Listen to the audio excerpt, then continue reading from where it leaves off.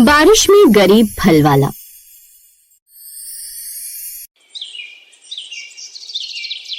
रमेश के पास मजदूरी का कोई काम नहीं था। फिर एक दिन वो बहुत ही परेशानी की हालत में अपने दोस्त चंदन के पास गया और उससे कोई काम दिलवाने की बात की। कोई भी काम दिलवा दे चंदन, घर में बहुत परेशानी चल रही है। तो जानता है पिछले 1 महीने से रोजाना बारिश हो रही है, इसीलिए मजदूरी का कोई काम नहीं मिल रहा। मैं तो आजकल फल वाले सेठ जी से फल लेकर फल बेच रहा हूँ, अगर तू चाहे तो फल बेच ले। हाँ चंदन, मैं कर लूंगा ये काम। तू मुझे फल दिलवा दे, मैं फल का ठेला ही लगा लूंगा। ठीक है, कल मैं जाऊंगा तो तू मेरे साथ चल लेना। पर बात सुन, बहुत विश्वास पर तुझे मैं फल दिलवाऊंगा। कहीं ऐसा ना हो कि तू फल वाले का काम खराब कर दे और वो मुझे भी फल ना दे। तू मेरा दोस्त है, इसीलिए तेरी मदद कर रहा हूँ मैं। चिंता मत कर चंदन, मैं पूरी ईमानदारी के साथ काम करूंगा। अगले दिन चंदन रमेश को फल वाले के पास ले जाता है और फल का एक ठेला और फल उधारी पर दिलवा देता है और फिर रमेश को फल बेचने का काम मिल जाता है। पर शायद रमेश की किस्मत थोड़ी खराब चल रही थी। जिस दिन से वो फल लाया था उस दिन से लगातार तेज बारिश रुकने का नाम ही नहीं ले रही थी। जाना तो पड़ेगा, अगर नहीं गया तो सारे ताजे फल कल तक खराब हो जाएंगे। इतनी तेज बारिश हो रही है, सड़कों पर आधा आधा पानी भरा हुआ है, तुम ठेला लेकर कैसे जाओगे? जाना तो पड़ेगा वृंदा, फल वाले भैया जी को इन फलों के पैसे भी तो लौटाने हैं। तभी रमेश का 9 साल का बेटा गोपाल बाहर आ जाता है। पापा, मैं भी आपके साथ चलूं? आप अकेले जाओगे, फिर आपको कोई परेशानी हुई तो मैं संभाल लूंगा। मेरा बेटा कितना सयाना हो गया है, पर अभी नहीं बेटा, अभी तुम छोटे हो, अभी तुम पढ़ाई पर ध्यान दो बेटा। तुम्हारे पिता तुम्हारी पढ़ाई में कोई कमी नहीं होने देंगे। रमेश की आंखों में आंसू आ गए और वो ठेला लेकर फल बेचने के लिए निकल पड़ा। सड़कों पर घुटनों तक पानी भरा हुआ था। बड़ी मुश्किल से धीरे धीरे रमेश ठेले को घसीटता हुआ बारिश में चल रहा था। ज्यादा तेज बारिश की वजह से सब लोग अपने घरों में दरवाजे बंद करके बैठे हुए थे, इसलिए कोई भी बारिश में घर से बाहर नहीं आ रहा था। रमेश को सुबह से शाम हो गई और उसके फल ना के बराबर ही बिके। शाम तक रमेश के सारे फल बारिश और पानी की वजह से खराब होने लगे। रात को रमेश घर लौटा तो उसका मन बहुत परेशान था। अरे तो कोई बात नहीं, तुम बोल देना कि बारिश ही इतनी तेज थी कि फल नहीं बिक पाए। जो थोड़े बहुत पैसे काटने हैं काट लेगा। वृंदा, फल वाला पूरे फलों के पैसे लेगा, उसे इस बात से कोई मतलब नहीं कि फल बिके या नहीं, उसे तो बस अपने फलों के पैसे चाहिए। अब कल सुबह जाऊंगा, देखता हूँ अगर और फल दे देता है तो कल बेचकर जो पैसा कमा लूंगा अपने पास कुछ नहीं रखूंगा, सारे उसे ही दे दूंगा। अगले दिन रमेश फिर से फल वाले की दुकान पर पहुंचा। जब फल वाले ने रमेश की बात सुनी तो वो बहुत गुस्सा हो गया। तुम्हारे ठेले पर बारिश आ रही थी और भी तो मजदूर मेरे से फल लेकर जाते और समय पर पैसे भी लौटा देते। देखो, ये घनश्याम है, सुनील है, मदन है, अब सब मेरे से कल फल लेकर गए थे और रोजाना लेकर जाते। एक दिन ऐसा नहीं जाता जब ये मुझे शाम को पैसे न लौटाएं। तभी चंदन भी आ जाता है। वो देखो, चंदन भी आ गया। क्या हुआ चंदन, फल बिक गए क्या? हाँ सेठ जी, सारे फल बिक गए। क्या हुआ, कुछ बात हुई है क्या? हाँ, बात बहुत बड़ी है। देख चंदन, मैंने तेरे कहने पर तेरे इस दोस्त रमेश को कल फल उधार दिए थे। अब कह रहा है कि सारे फल खराब हो गए, बिके नहीं, और मैं से और फल दे दूं। बता, क्या मैं पागल दिखाई देता हूँ जो अपना नुकसान करता रहूं इसकी गरीबी और मजदूरी देखकर? और अगर ऐसे ही मैं इन गरीबों की मदद करता रहा तो वो दिन दूर नहीं जब मैं खुद गरीब हो जाऊंगा। रमेश, क्या बात है, मैंने तुझे अपने भरोसे पर सेठ जी से फल दिलवाए, अब तेरी वजह से मुझे ही सुनने को मिल रही है भलाई का कोई सामान ही नहीं है। तू कौन सी साइड गया था फल बेचने? वो बाजार है ना, घंटा घर के पास, वही मोहल्ले में घूम रहा था। अरे तुझे फल बेचने के लिए कोई ऐसी जगह ढूंढनी चाहिए थी जहाँ फल आसानी से बिक जाए। अब मुझे ही देख ले, मैं कभी बस अड्डे के बाहर, कभी रेलवे स्टेशन के बाहर ऐसी जगह पर फल बेचने के लिए जाता हूँ और आसानी से मेरे फल बिक जाते हैं। मुझे नहीं पता, जो भी है, मुझे तो अपने फलों के पैसे वापस चाहिए। वो तू देख चंदन की ये मेरे पैसे कैसे वापस लौटाएगा। अगर इसने नहीं दिए तो मैं तेरे पैसे काट लूंगा। फल वाले की बात सुनकर चंदन थोड़ा घबरा गया। उसे लग रहा था कि अगर रमेश पैसे नहीं दे पाया तो उसे पैसों की भरपाई करनी पड़ेगी, इसलिए उसने दूसरा तरीका अपनाया। सेठ जी, मैं तो आपकी रोज अच्छी कमाई करवा देता हूँ, तो मैं सोच रहा हूँ इसके पास वैसे तो पैसे है नहीं, एक बार रिस्क लेने में क्या जाता है। आप इसे आज और फल दे दो। तेरा दिमाग खराब है क्या चंदन? पहले ये मेरा कितने 1000 रुपए का नुकसान करके आ गया और तू कह रहा है कि मैं इसे और फल दे दूं? मैं नहीं दूंगा और कल मुझे अपनी दुकान खाली नहीं करनी। सेठ जी, अगर आपने इसे आज फल नहीं दिए तो फिर तो भूल जाओ कि ये महीनों आपको पैसे देगा। कोई बात नहीं, मेरे पास और भी तरीके हैं पैसे पूरे करने के। सुन रमेश, अब अगले 2 महीने तक बिना पैसे के तू मेरे इसी फलों की दुकान पर नौकरी करेगा, कोई पैसा नहीं मिलेगा इसका तुझे। पर सेठ जी, बिना पैसों के 2 महीने? करना तो पड़ेगा तुझे काम, वरना मुझे अभी के अभी मेरे पैसे लौटा। 2 ही रास्ते हैं, या तो मेरे फलों के पैसे भर दे या फिर मेरे पास 2 महीने तक तू नौकरी कर ले।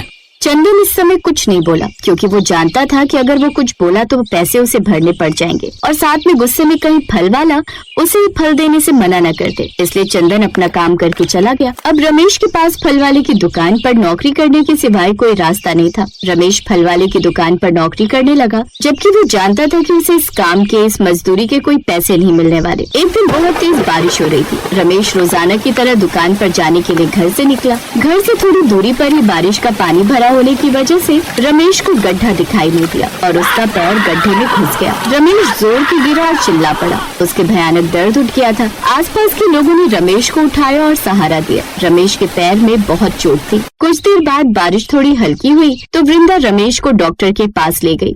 सीधे पैर में गहरा घाव हो गया। बारिश का पानी और कीचड़ भी चोट में घुसा हुआ है। इन्फेक्शन है, समय लगेगा ठीक होने में। पैर को पानी से बचाकर रखना, वरना मवाद पड़ गया तो पूरे पैर में इन्फेक्शन बढ़ जाएगा और पैर को नुकसान भी हो सकता है। अब क्या करूंगा? मुझे तो दुकान पर पहुंचना जरूरी था, वरना फल वाले सेठ जी बहुत डांट लगाएंगे। नहीं, मैं तुम्हें नहीं जाने दूंगी जब तक तुम्हारा जख्म ठीक नहीं हो जाता। तुम घर पर ही आराम करोगे।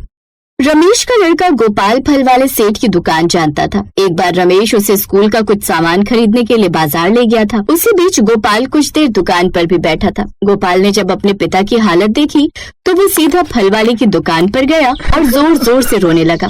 अंकल, मेरे पापा को काम पर मत बुलाना, उनके पैर में बहुत चोट लगी है। डॉक्टर ने उन्हें पैर को पानी से बचाने के लिए कहा है, वरना मेरे पापा का पैर खराब हो जाएगा। अंकल, अगर आपको कोई भी काम करवाना हो तो मैं कर लूंगा। आपके फल बेचने हैं ना, आप मुझे बोल दो, मैं बेच दूंगा। पर अंकल प्लीज मेरे पापा को काम पर मत बुलाओ, उनके बहुत दर्द हो रहा है, उनके पैर से खून निकल रहा है।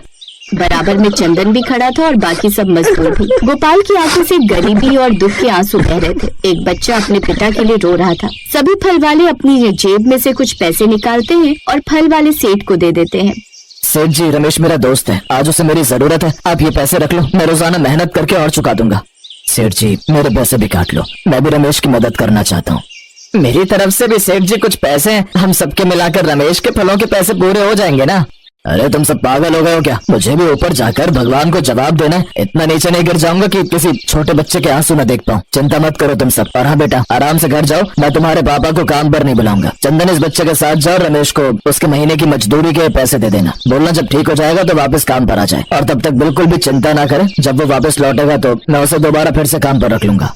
उस समय फल वाले ने इंसानियत का फर्ज निभाया और मुसीबत के समय रमेश की मदद की। यही मानवता का सही उदाहरण है।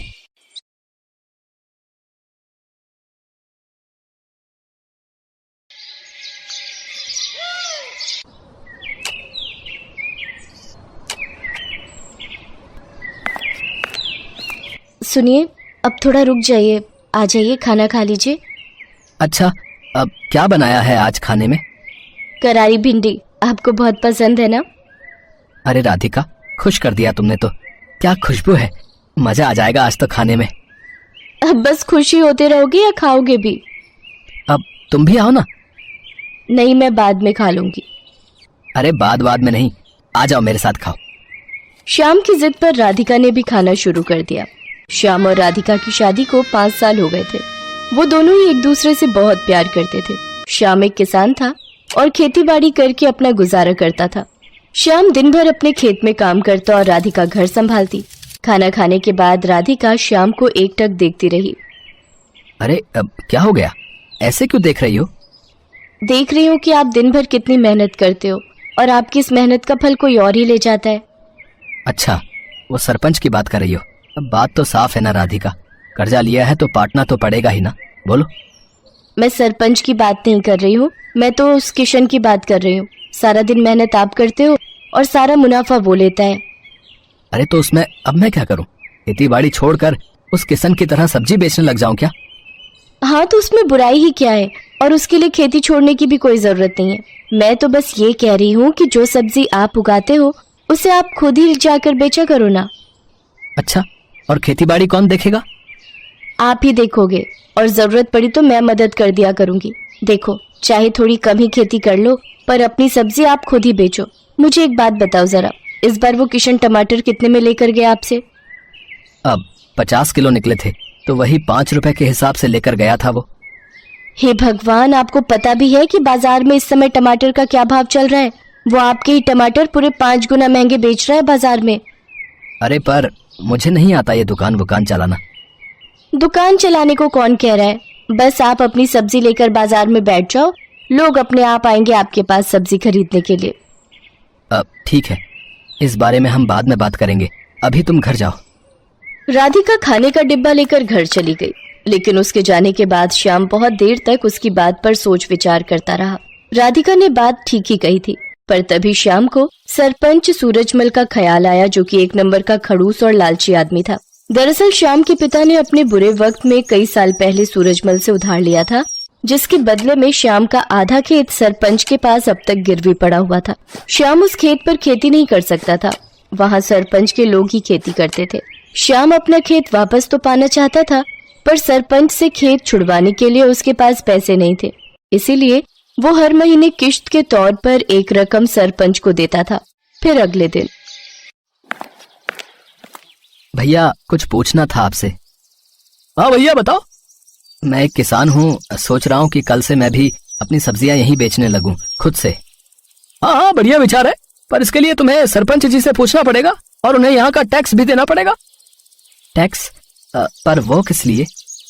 अरे ये जो तुम पूरा चबूतरा देख रहे हो ना, जिस पर सब लोग सामान बेच रहे हैं, असल में ये सरपंच के खेत पर बना हुआ है और ये चबूतरा भी उसी ने बनवाया है। हमारी मजबूरी है, इसीलिए हम सबको यहीं बैठना पड़ता है। रोज के 50 रुपए देने पड़ते हैं उस सरपंच को, और अगर ये पैसे नहीं दिए तो उसके लठैत आकर मारपीट पर उतारू हो जाते हैं। अरे ये तो बड़ी नाइंसाफी है भैया। है तो सही, पर क्या कर सकते हैं, अब जो है मैंने तुम्हें बता दिया। श्याम मुरझाया हुआ चेहरा लेकर अपने घर चला आया। उसने राधिका को सारी बात बता दी। राधिका ने कुछ देर अपना दिमाग लड़ाया और फिर, सुनो, मेरे पास एक तरीका है। अब क्या? बोलो तो। हमारे गांव के सबसे नजदीक का गांव है बिशनपुरा। आप वहां जाकर भी तो अपनी सब्जियां बेच सकते हो। वहां ये सब चक्कर नहीं है। मेरी एक सहेली रहती है वहाँ, उसका पति गोलगप्पे का ठेला लगाता है, उसे तो कोई टैक्स नहीं देना पड़ता। अच्छा, अगर ऐसा है तब तो ये सही रहेगा, लेकिन एक समस्या है, बिशनपुरा तक जाने के लिए कोई सड़क नहीं है, तो मैं रोज वहाँ जाऊंगा कैसे? सड़क नहीं है पर नदी तो है ना। देखो, जिस नदी के किनारे हमारे गांव बसा है, बिशनपुरा भी तो उसी नदी के दूसरे छोर पर बसा है। अब बस आपको एक नाव बनानी पड़ेगी वहां तक जाने के लिए, उसे चलाने में भी कोई खर्चा नहीं। श्याम को राधिका की बात भा गई। अगले ही दिन श्याम ने अपनी जमा पूंजी से मोटी रकम खर्च कर गांव के बढ़ई से एक बढ़िया नाव बनवा ली और फिर वो उस नाव को नदी में लेकर गया। उस दिन राधिका और श्याम बहुत देर तक नाव में नदी की सैर करते रहे। श्याम नाव चलाकर उसे बिशनपुरा तक घुमा लाया। राधिका ने देखा कि वहाँ राशन वगैरह की दुकानें तो थी, पर सब्जी की दुकानें बहुत ही कम थी, और ये देखकर श्याम और राधिका की अच्छी कमाई की उम्मीद और बढ़ गई। अगले दिन से ही श्याम अपनी नाव से सब्जियां लेकर बिशनपुरा जाने लगा। वो वहाँ जाता और सब्जी बेचता। बिशनपुरा के लोगों को भी उसकी सब्जियां पसंद आई, क्योंकि सीधे खेत से लाने की वजह से वो सब्जियां बहुत ताजी रहती थी। साथ ही श्याम सब्जियों के वाजिब दाम ही लेता था। तो इस तरह राधिका और श्याम के दिन बहुरने लगे। फिर कुछ दिनों के बाद, राम राम सरपंच जी। आ गया तू श्यामू? जी मालिक। सुना है आजकल बड़े नोट छाप रहा है। कहाँ सरपंच जी, बस 2 पैसे बच जाते हैं। मालिक, ये इस महीने की किस्त है। मैं चलता हूँ, मुझे थोड़ी जल्दी है। अरे रुक तो सही, कहाँ की जल्दी है? वैसे दिमाग तो खूब लगाया तूने, टैक्स नहीं दिया। चल कोई बात नहीं, पर अपना उधार तो चुका भाई, जो तेरे बाप ने मुझसे लिया था। अब चुका तो रहा हूँ सरपंच जी, हर महीने किस्त देकर जाता तो हूँ आपको। देख, अब बहुत हुआ, या तो तू मेरे पूरे पैसे एक साथ लौटा, वरना अपना खेत मेरे नाम कर दे, समझा? पर सरपंच जी, परवर कुछ नहीं, 3 दिन का वक्त दिया है तुझे, जा जाकर पैसों का इंतजाम कर, वरना अपना खेत भूल जा, समझा? असल में सूरजमल श्याम से चिढ़ गया था। उसे इस बात से तकलीफ थी कि श्याम उसके बाजार में सब्जी क्यों नहीं बेच रहा है, इसीलिए अब वो उसे परेशान कर रहा था। उधर श्याम को जब कोई उपाय नहीं सूझा तो उसने तय कर लिया कि वो आधा गिरवी रखा खेत सरपंच के नाम ही कर देगा। अगले दिन बहुत भारी मन से श्याम सरपंच के पास पहुंचा। हाँ बता, फिर क्या सोचा तूने? सरपंच जी, इतनी बड़ी रकम तो मैं चुका नहीं पाऊंगा, आप मुझे ले चलिए कचहरी, मैं जमीन आपके नाम ही कर दूंगा। वैसे उधार निकाल कर उसमें से कुछ पैसे बचेंगे क्या? क्यों, बस उधार ही चुकाएगा क्या? मेरा ब्याज वो कौन देगा है? ठीक है सरपंच जी, मैं कल सुबह आ जाऊंगा आपके पास, चलेंगे फिर कचहरी। उस रात श्याम को एक पल के लिए नींद नहीं आई, क्योंकि उसका आधा खेत उसके हाथों से निकल रहा था और अपना खेत बचाने के लिए फिलहाल उसके पास कोई तरीका नहीं था। तभी आधी रात को उसे बादलों के बहुत तेज गरजने की आवाज सुनाई दी। कुछ ही देर में झमाझम बारिश होने लगी। बारिश बहुत तेज थी। पूरे 4 दिनों तक वो बारिश ऐसे ही होती रही और पूरा गांव बाढ़ में डूबने लगा। कचहरी जाना तो दूर, फिलहाल कोई अपने घर से बाहर तक नहीं जा पा रहा था। बाढ़ की वजह से लोगों को बहुत परेशानियां होने लगी। किसी के घर में पीने का पानी नहीं बचा था तो किसी के घर में अनाज खत्म हो गया। ऐसे में श्याम ही वो इंसान था जिसने सबकी मदद करने के बारे में सोचा। वो अपनी नाव की मदद से सबकी जरूरत का सामान उन तक पहुंचा रहा था। हर कोई श्याम की तारीफ कर रहा था। और फिर अजी सुनते हो? हाँ, क्या हो गया? अरे आपने सुना क्या? सरपंच जी के घर की दीवार गिर गई है। बारिश का सारा पानी उनके घर में घुस गया है। शांता बता रही थी कि बाकी लोग तो सही समय पर निकल आए, लेकिन सरपंच जी अपने पोते के साथ घर के अंदर फंस गए हैं। अरे तो मुझे जाना चाहिए, फौरन जाना चाहिए। इतना कहकर श्याम ने तेजी से अपनी नाव चलाई। उसने जाकर देखा तो वाकई सरपंच अपने पोते को कंधे पर बिठाए पानी में डूबा खड़ा था। वो चिल्ला चिल्ला कर मदद मांग रहा था। बाढ़ का पानी उसके गले तक आ रहा था, लेकिन श्याम फौरन अपनी नाव लेकर सरपंच के नजदीक गया और सरपंच और उनके पोते को अपनी नाव पर बिठाकर बाहर निकाल लाया। पूरे 3 दिनों तक सरपंच और उसका पोता श्याम के घर की छत पर रहे। जब पानी का स्तर कुछ कम हुआ तो श्याम ने सरपंच से कहा, सरपंच जी, अब रास्ते खुल गए हैं तो कचहरी चलें। बस करो श्याम, मेरी आंखें खुल गई हैं भाई। मैंने तुम्हें और तुम्हारे बाबा को बहुत परेशान किया, पर फिर भी तुमने मेरी और मेरे पोते की जान बचाई। मुझे माफ कर दो। और रही बात उस खेत की, तो वो हमेशा से तुम्हारा था और आगे भी तुम्हारा ही रहेगा। और हाँ, एक बात और, तुम्हें अब गांव में जहां और जैसे सब्जी बेचनी है तुम बेच सकते हो, वो भी बिना किसी टैक्स के। सरपंच की बात सुनकर श्याम और राधिका खुशी से मुस्कुराने लगे।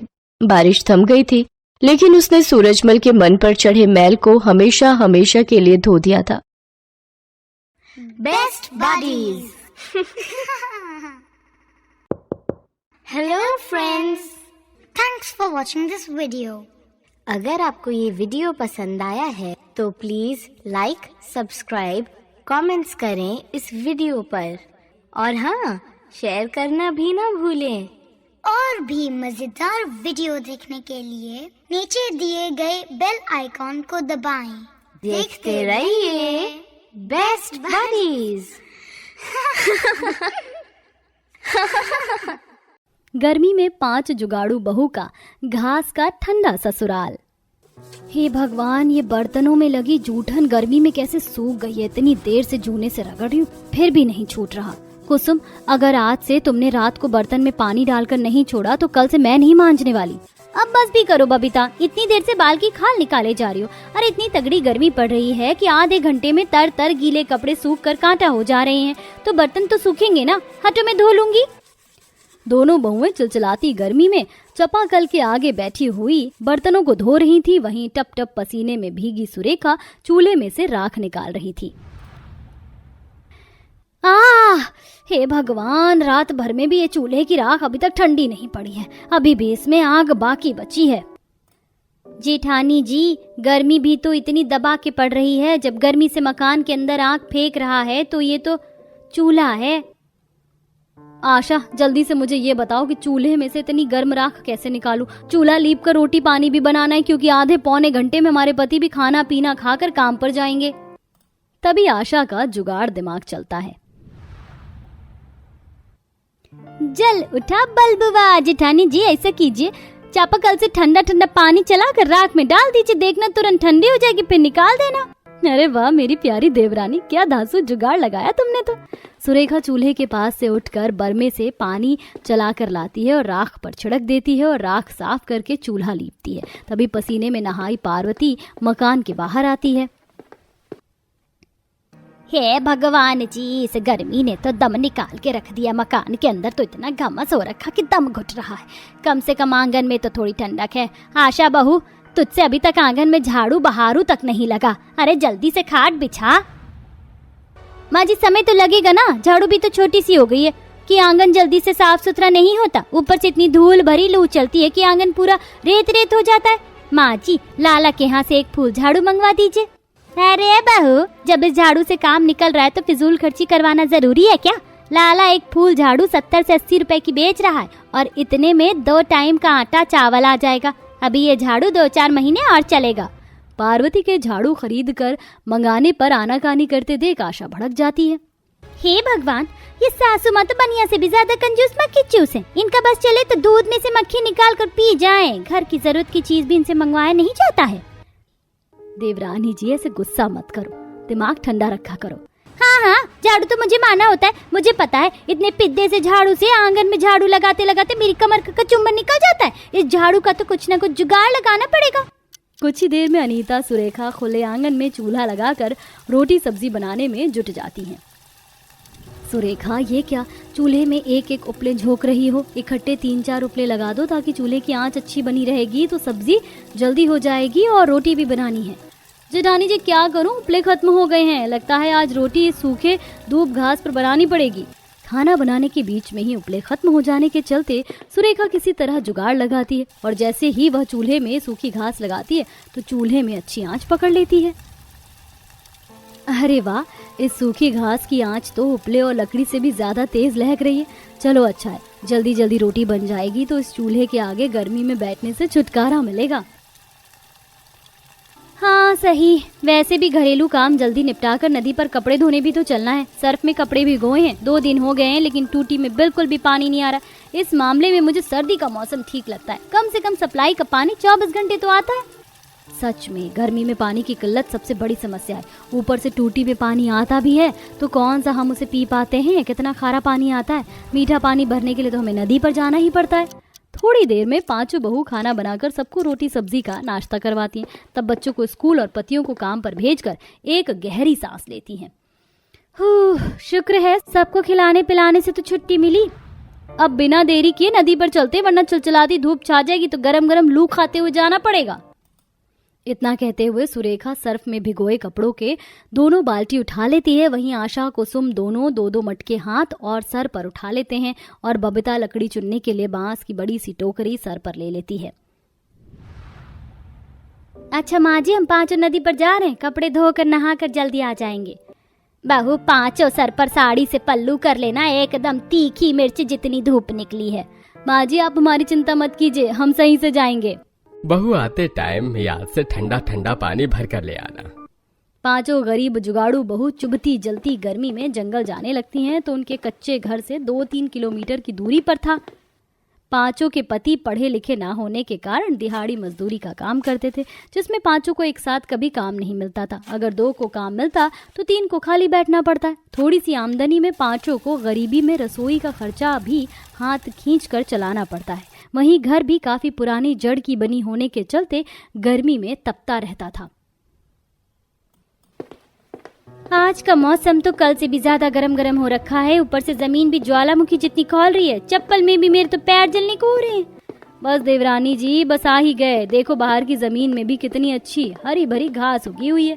देखते देखते बाहर की तपती जमीन को पार करके 5 जंगल के अंदर पहुंचती हैं, जहां काफी ठंडक भरा वातावरण था। पेड़ की शाखों पत्तियों से झरझर हवा लग रही थी। पूरी जमीन पर हरी भरी दूब घास हवा लगने से लहलहा रही थी। जहां कुछ घुमक्कड़ गाय अपने बछड़ों के साथ घास पर बैठी ठंडक ले रही होती हैं, वहीं कुछ गिलहरियां घास पर इधर से उधर उछल कूद मचा रही होती हैं और छोटी छोटी गौरैया चिड़िया चू चू करते हुए घास में से दाने चुग रही होती हैं। इतनी छोटी छोटी गौरैया चिड़िया की चहचहाहट बिल्कुल कोयल जितनी मीठी मीठी लगती है।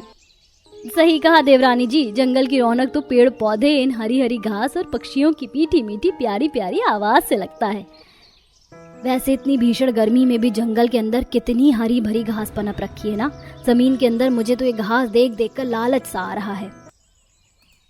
जेठानी जी कहो तो कुछ घास आपके लिए तोड़कर घर ले चलती हूँ, चटनी पीस कर खिला दूंगी।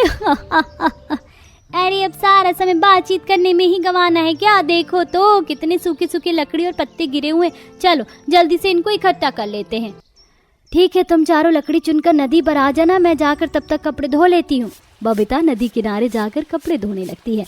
नदी का पानी एकदम साफ स्वच्छ हीरे की तरह चमचमा रहा था। वहीं बाकी की चारों जुगाड़ू बहू घने जंगल में घास पर गिरे सूखे सूखे पत्ते को बटोरने लगती हैं। तभी आम के पेड़ पर से पत्तों के ढेर पर पके पके आम चूके गिरते हैं, जिसे देख कुसुम बहुत खुश होती है।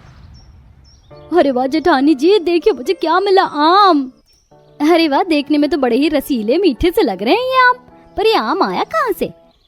ये तो वही मिसाल हो गई, आसमान से टपका खजूर पर अटका। जेठानी जी ऊपर देखिए, पेड़ पर कितने कच्चे आम, पके आम लदे पड़े हैं, कोयल ने काट कर गिराया है आम। हाँ, मगर 2-4 आम और ज्यादा टपक जाते तो पूरे परिवार के खाने का जुगाड़ हो जाता। आज तो वैसे भी जब से गर्मी का मौसम लगा है, हमारे परिवार में एक बार भी आम खरीद कर नहीं आया। सुरेखा, बाजार में आम का दाम भी तो गर्मी के चलते सोने के भाव बिक रहा है। तुम्हें तो पता है हमारे पतियों की आमदनी कितनी थोड़ी है कि बस उसमें 2 टाइम की रोटी का खर्चा ही चल पाता है। हमारे नसीब में तो गर्मी के फल खाना भी नहीं लिखा है। चारों जुगाड़ू बहू दोबारा से सूखे पत्तों को बटोरने लगती हैं। तभी कुसुम को घास में थोड़ा आगे बढ़ने पर 2-4 बथुआ का साग लगा हुआ दिखता है। इस मौसम में बथुआ कैसे उग रखा है? सुरेखा, अनीता जेठानी जी, जल्दी से इधर आओ। कुसुम, अब क्या हो गया? तुम लकड़ी चुनना छोड़कर यहाँ क्या कर रही हो? जेठानी जी, मुझे लकड़ी से भी बेशकीमती चीज मिली है। ये देखिए, इस गर्मी के मौसम में भी बथुए का साग उगा हुआ। आपको पता है साग की तासीर कितनी ठंडी होती है। गर्मी में साग खाना शरीर को काफी फायदा करता है। मैं जल्दी से इन बथुए को तोड़ लेती हूँ, फिर घर चलकर चटपटा सा साग चावल बनाएंगे। तभी अनीता घास में उगे उस साग की परख करते हुए बोलती है, देवरानी जी, ये बथुए का साग नहीं है बल्कि बन बथुआ है, जो कि किसी भी मौसम में उग जाता है। इसे खाया नहीं जाता। पर जेठानी जी, देखने में तो बिल्कुल बथुआ का साग लग रहा है। कुसुम, ऐसी कई जंगली सब्जी उगती हैं जो देखने में बिल्कुल साधारण खाई जाने वाली सब्जियों की जैसी लगती हैं, लेकिन उसे खाया नहीं जा सकता। उनमें से कई जहरीली भी होती हैं। थोड़ी देर में ईंधन इकट्ठा करके पांचों नदी पर कपड़े धोना नहाना करती हैं। जहां नदी किनारे उगी हरी हरी ऊंची ऊंची घास लहलहा रही थी। इस नदी का पानी गर्मी में भी एकदम ठंडा ठंडा रहता। अब जाकर मन में थोड़ी ठंडक पड़ी, वरना एक दिन भी गर्मी में बिना नहाए शरीर चिपचिप करने लगता है। जरा इस नदी किनारे उगी घास को देखो, कितनी हरी भरी है। इसे काट कर घर ले चलते हैं। पर इस हरी घास का हम करेंगे क्या? फालतू में बोझा ढोकर ले जाएंगे। जेठानी जी, आपने सुबह देखा नहीं था? सुबह धूप की घास से कितनी धाएं धाएं आंच लहक रही थी। धूप में सूखने को डाल देंगे, आंच जोड़ने का जुगाड़ तो हो जाएगा। क्या बात है जेठानी जी, क्या 5G जुगाड़ू दिमाग पाया है आपने। तब पांचों मिलजुल कर नदी किनारे की उन सारी घास को काट कर एक बड़ा सा बोझा बनाती हैं। और अब पांचों जंगल और नदी से काम खत्म करके अपने कच्चे से खांचे में वापस आ जाती हैं। कुसुम घास पर ही पानी का भरा हुआ मटका रख देती है। इस गर्मी ने तो निचोड़ कर रख दिया। पानी का मटका लाते लाते मैं तो गर्मी में जल गई। अच्छा किया जो घास का बोझा मैंने अपने सर पर रख लिया था। बिल्कुल बर्फ जितनी ठंडी थी घास, वरना तुम्हारी तरह मुझको भी तर तर पसीना चूरा होता। अरे बड़ी बहू, जरा मटके का ठंडा पानी तो पिला दे, बड़ी देर की प्यास लगी हुई है। जी पापा जी, इस मटके का पानी पीने में कहाँ ठंडा लगता है। ऊपर से इतनी आग बरसाती गर्मी में मटका भरकर लाए हैं, पानी भी गुनगुना हो गया होगा। गर्मी से परेशान भाव से अनीता जैसे ही मटके के अंदर से पानी निकालती है तो पानी बिल्कुल बर्फ जितना ठंडा हो चुका था और ग्लास के सतह पर बर्फ जितना सफेदपन देख वो आंखें जमा कर देखती है। ये क्या भला है? इतने दिन से तो मटके का पानी कभी ठंडा नहीं रहता था, आज ये चमत्कार कैसे हो गया? मटके का पानी इतना चिल्ड कैसे है? तभी बबीता मटके को घास पर रखा देखकर जुगाड़ू दिमाग लगाती है। अनीता भाभी, घड़े का पानी बर्फ जितना ठंडा इस ठंडी ठंडी घास की वजह से हुआ है, क्योंकि मटके की सतह घास पर रखी है और घास में नमी पानी होती है, वही मटके के सतह ने सोख लिया होगा। अरे वाह, ये तो बहुत ही बढ़िया जुगाड़ है। क्यों ना हम अपने घर के चारों तरफ इस ठंडी ठंडी घास को लगा दें, तो हमारे परिवार वालों को 24 घंटे फ्रिज जितना ठंडा पानी पीने को तो मिलेगा। अनीता का ये जुगाड़ विचार बाकी चारों बहू और सास ससुर को भी काफी ज्यादा जचता है, जिससे वह घर में इस्तेमाल होने वाले चारों मटकों पर अच्छी तरह से घास लगा देती है। कुछ ही देर में दोपहर में रोटी खाने के लिए पांचों के पति खाना खाने घर आते हैं और बच्चे भी आ जाते हैं। मम्मी मम्मी, हम घर आ गए, फटाफट से खाना दे दो प्लीज। पहले हाथ मुंह धो लो, पसीने में से आए हो ना। हम 5 भाइयों का भी खाना डालकर जल्दी से दे दो, 2 रोटी खाकर थोड़ी देर आराम कर लेंगे। जी जी। कुसुम, तुम दरी डाल दो, मैं खाना लगाती हूँ। कुसुम जमीन पर ऊनी दरी बिछा देती है जो कई जगह से उधड़ रखी थी। सब दरी में बैठ के खाना खाते हैं। गर्मी के चलते दरी इतनी दमक रही होती है कि सब पसीने से लथपथ हो चुके थे। मम्मी पंखा तो कर दो, पसीने आ रहे मुझको। हाँ करती हूँ बेटा। अनीता पंखा करने लगती है, तभी राकेश एकदम से पिनक जाता है। भाभी ये क्या, एकदम हल्के हल्के हाथ से पंखा कर रही हो, पसीना भी नहीं सूख रहा है, इससे बढ़िया तो रहने दीजिए। अनीता सहम कर पंखा तेज तेज करने लगती है, तभी एकदम से हाथ पंखे की डंडी निकल जाती है। तोड़ दिया पंखा। अरे तुम पांचों को बस चीज खराब करना आता है, जोड़ना तो आता नहीं है कुछ भी। गर्मी शुरू हुए 2 महीना हो गया, लेकिन अभी भी इस गर्म दरी के बिस्तर पर ही सुला रही हो। ये नहीं कि घर में इतने सूती कपड़े के कतरन पड़े हैं तो उसका नया बिस्तर सिल दो, ताकि थोड़ी ठंडक में नींद आ जाए। सोहन, तू क्यों आज बहू पर दाना पानी लेकर शुरू हो रखा है? अरे पूरा दिन बेचारी गर्मी में काम करती है। पांचों चुप लगाकर रोटी खाकर वापस से काम पर चले जाते हैं। तभी मोहल्ले में दरी वाला आता है। दरी बनवा लो, दरी, पुराने कपड़े, चादर, फटे चादर की दरी बनवा लो, आ जाओ दरी बनवा लो। तभी पड़ोसन दरी वाले को नई नई डिजाइन की चादर कालीन लाया देखकर खरीदने के लिए भीड़ लगा लेती हैं। तभी केतकी एक घास के डिजाइन की कालीन को देखती है। अरे क्या बात है, ये घास के डिजाइन की कालीन तो बड़ी सुंदर लग रही है। कितने में दी भाई साहब? जी 500 का जोड़ा है बहन जी, ले लीजिए। घास के कालीन का इतना महंगा रेट सुनकर पांचों जुगाड़ बहू अपने चौखट के आगे खड़ी खड़ी आंखें जमा कर देखते रह जाती हैं। देख रही हो तुम चारों, ये दरी वाला तो चादर कालीन बेचकर खूब अच्छे नोट छाप रहा है। काश के हमारे पति भी गर्मी में यही काम कर लेते तो अच्छे पैसे कमाते, तो हम भी अपने घर में सजावट का सामान तो ला पाते। और जेठानी जी, इस खंडहर जैसे मकान में कोई सजावट का सामान लाने का कोई फायदा नहीं होने वाला है। मकान थोड़ा बढ़िया और पक्का हो, सुंदर दिखे, तभी ये सारी चीज लाने का फायदा है। हमारे पड़ोसियों को देखो, कितना शानदार पक्का मकान बना रखा है, और हमारे मकान से तो दिन रात इतनी मिट्टी निकलती है कि खाना पीना रहन सहन करना सब दूभर है। हमारे पतियों के लिए मकान पक्का करवाना भी पान पर चूना लगाने जितना मुश्किल है। अब हम पांचों को ही कोई जुगाड़ लगाना पड़ेगा। मगर देवरानी जी, हम कर भी क्या सकते हैं? हमारे पास उतने पैसे भी नहीं है कि थोड़े बहुत सीमेंट वगैरह खरीद कर लाकर छत पर पक्की घोल ही चढ़ा दें। तभी नकली घास के कालीन को देखकर बबीता आशा का जुगाड़ू दिमाग चल जाता है। भला हमारे पास इतना पैसा नहीं कि हम सीमेंट वगैरह खरीद कर खर्च लगाकर अपना पक्का मकान कर सके, लेकिन हम जुगाड़ू बहुएं हैं, क्यों ना हम घास से अपनी छत को ढक लें, घर में ठंडक तो बनी रहेगी। बबीता का घास से छत ढकने का जुगाड़ सलाह बाकी चारों बहुओं को भी काफी ज्यादा पसंद आता है। अब पांचों जुगाड़ू बहुएं जंगल से काफी सारी हरी हरी घास काट कर लाती हैं। तभी कुसुम को एक पेड़ के तने पर कुंदरू की लताएं दिखती हैं, जिसमें कुंदरू लगी थी। जेठानी जी देखिए, ये तो कुंदरू है ना जिसकी सब्जी बनती है। हाँ, ये तो कुंदरू ही है, और कितनी सारी उगी हुई है। इतने में तुम्हारे परिवार के 24 टाइम की सब्जी का जुगाड़ हो जाएगा, और कुंदरू की सब्जी पेट के लिए बहुत ही ठंडी होती है। अब घास के साथ साथ पांचों सारी कुंदरू तोड़कर अपने घर ले आती हैं, और अब दो बहू बबीता अनीता लकड़ी के जीने से छत पर चढ़कर छत को ढकती हैं। अनीता जेठानी जी, संभल कर, तुम्हें पता है ना बीच वाला हिस्सा कितना कच्चा है, तो सावधानी से घास बिछाना। हाँ हाँ ठीक है। दोनों पूरे छत पर मोटी परत की घास बिछा देती हैं और घर के अंदर आती हैं, जहाँ कुछ ही देर में घर बिल्कुल ठंडा हो जाता है, जिसे देखकर बच्चे खुश हो जाते हैं। अरे वाह, आज तुम्हारा घर कितना चिल्ड चिल्ड लग रहा है। आज तो बड़े मजे से सोऊंगा मैं। सच में आज तो हमारे भी घर में बिल्कुल एसी जितनी ठंडक बनी हुई है। आखिरकार हमारी मम्मी जुगाड़ू मम्मी है।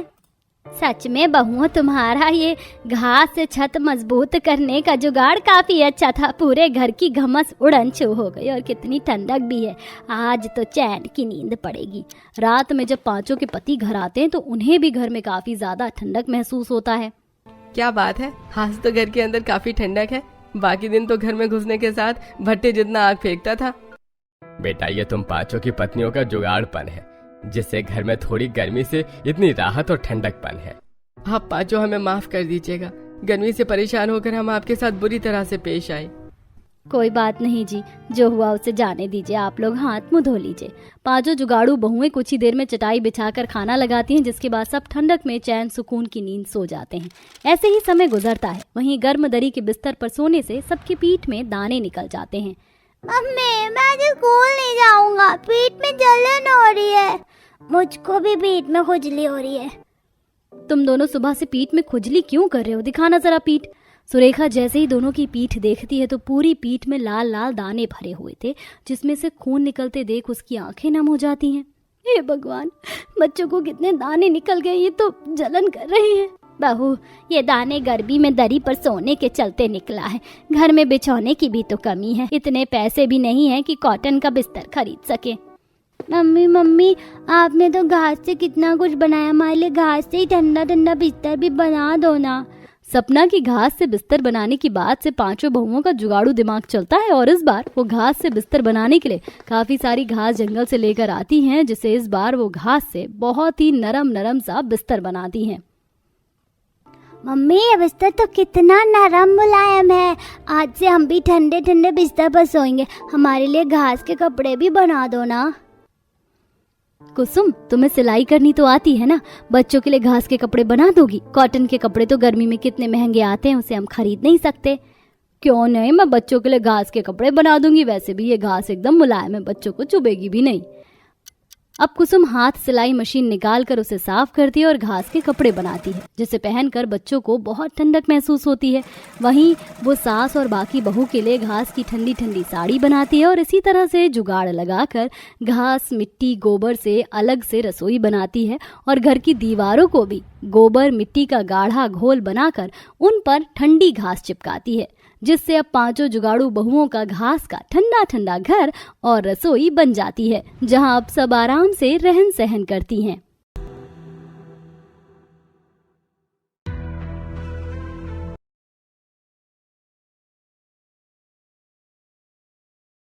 Free Fire India is set in a virtual world. The young Tatsuya knows how to get things done.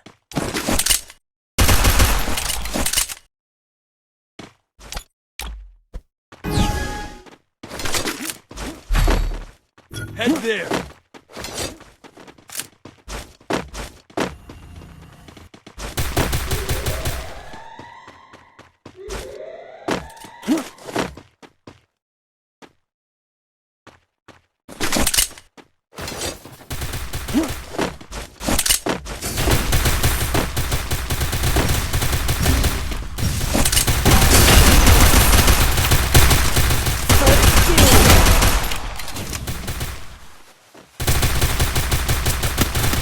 Help me!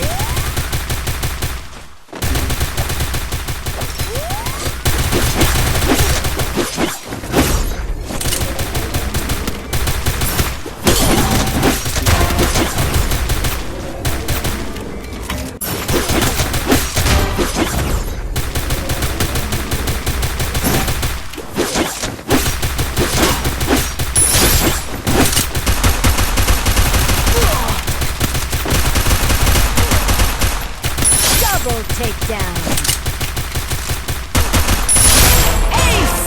Good job.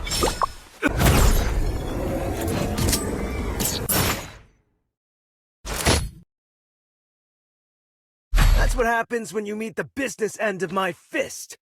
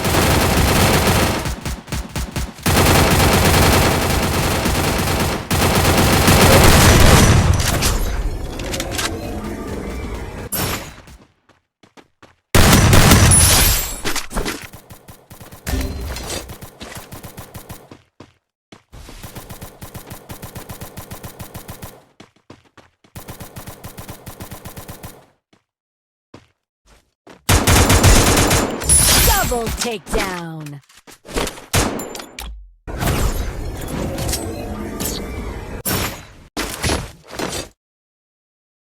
That's what happens when you meet the business end of my fist.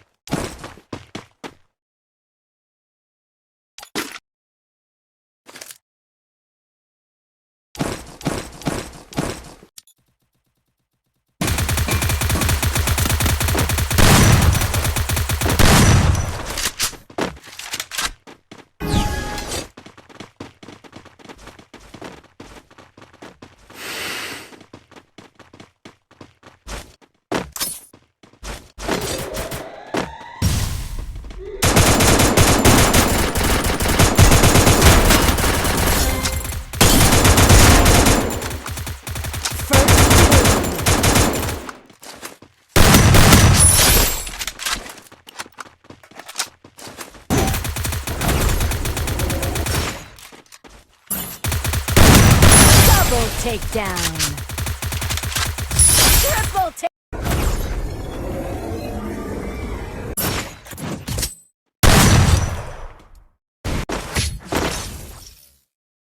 That's what happens when you meet the business end of my fist. Resources here.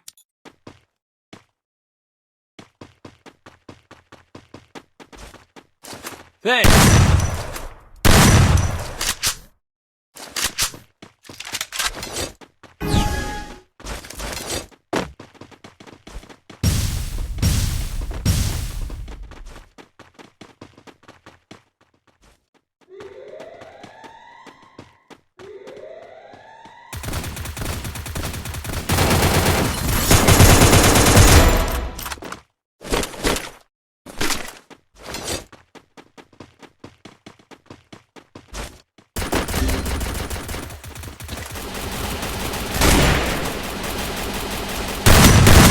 First two.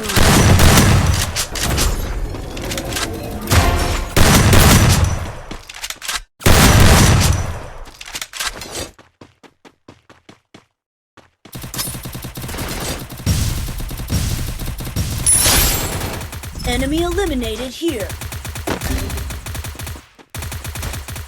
Double takedown.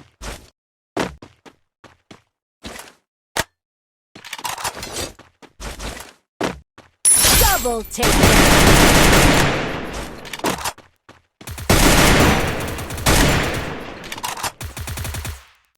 Head there.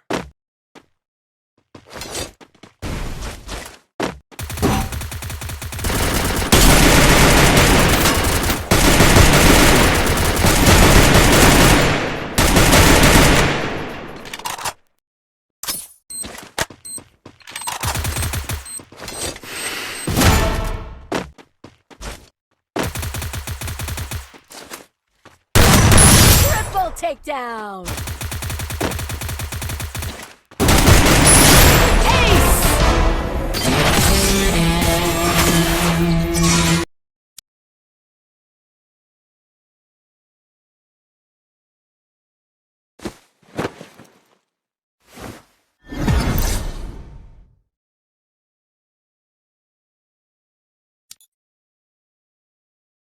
That's right. You think you can